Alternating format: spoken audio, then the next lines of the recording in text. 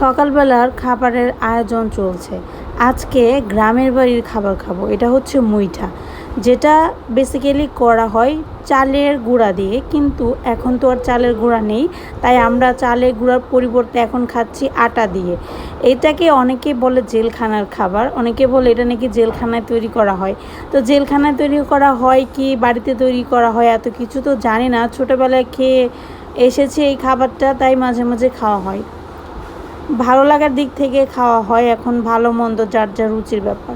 এখানে হচ্ছে দুই বেয়ান মিলে এখন সবজি কাটতে বসছে। দুপুরবেলা রান্নাবান্নার প্রিপারেশন চলতেছে। সকালবেলা দুই মা মিলে গিয়েছিল বাজারে, গ্রামের বাজারে। সেখান থেকে সবজি নিয়ে আসছে, ডাঁটা, পটল, করলা, বিভিন্ন রকমের সবজি। তো সেইখান থেকে আজকে যা যা রান্না করব সেগুলো আমাকে কেটে কুটে দিচ্ছে, তারপর আমি রান্নাবান্না শুরু করব। এখানে ডাঁটা কাটতেছে, তারপর সজনে কাটবে। সরিষা দিয়ে সজনে রান্না করব। সজনেটা আমাদের বরাবরই সবার অনেক বেশি পছন্দ, তাই দেখা যায় প্রায়ই খাওয়া হয়। গাছে ছিল, সেটা খাওয়া শেষ হয়ে গিয়েছে, আবার বাজার থেকে আনা হয়েছে। আর এটা খাওয়া কিন্তু অনেক ভালো। তো দুই মা মিলে সবজি কেটে দিচ্ছে। সবজি কাটা হয়ে গেলে আমি রান্না বান্না শুরু করব।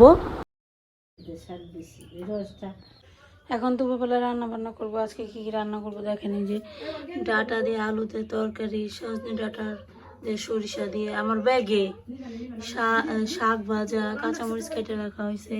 এখন রান্না বান্না শুরু করব। আর মা চলে গেছে বাড়িতে। মা আর এখানে আবার দুর্গা ঠাকুর বানানোর জন্য মানুষ আসছে, তার জন্য মা চলে গেছে। বাবা